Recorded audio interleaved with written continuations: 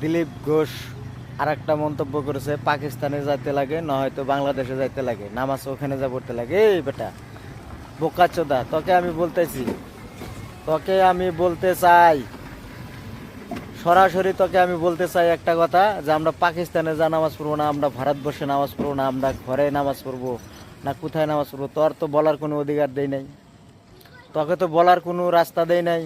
তুই কেন মন্তব্য করিস? আমরা আমরা কোথায় করছি তোরা এটা করতে পারবি না, সেটা করতে পারবি না? আমরা কখন বলছি? বোকাচোদা, লাউরা বোকাচোদা, তোকে বলতাছি আমি। তোর নাম দিলীপ ঘোষ, কিন্তু তোকে আমি বলতেছি, তোকে আমি বলতে চাই, আমরা কোথায় নামাজ পড়বো, আমি কালকের ভিডিওতে বলছি, আমরা কোথায় নামাজ পড়বো না কি করব সেটা আমাদের ব্যাপার, তোদের ব্যাপার না। তোদের নিয়ে আমরা কোনো কিছু বলতে চাই না, কিন্তু আমাদের নিয়ে যদি তোরা উল্টা পাল্টা মন্তব্য দেস, তো তোর ভবিষ্যৎ অনেক কানা হবে, কিন্তু সরাসরি কথা, অনেক কানা হবে।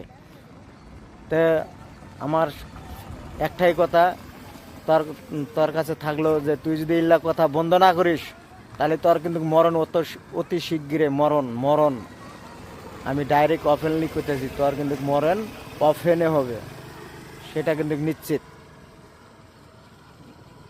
কিন্তু আমরা মারবো না, যিনি মারার তিনি মারবে, যিনি মারার তিনি মারবে, অতি শীঘ্রে এইভাবে মারবে, তুই মরণকে তুই চিনতে পারবি যে আসলে তুই মরণ কি বস্তু। নামাজকে স্মরণ কর, তুইও স্মরণ কর, তোকে বলছি তুইও স্মরণ কর, তোরও স্বর্গ হবে। তোকে বলছি তুইও স্মরণ কর, তোরও স্বর্গ হবে। যে আগন্ত দিনে কি করছা এখনকার থেকে বাদ দিলাম আমি, আমি আর বলবো না কিছু, এটা স্মরণ কর, নাহলে তোর দিনটা আগন্ত দিনে ভয়ঙ্কর হবো।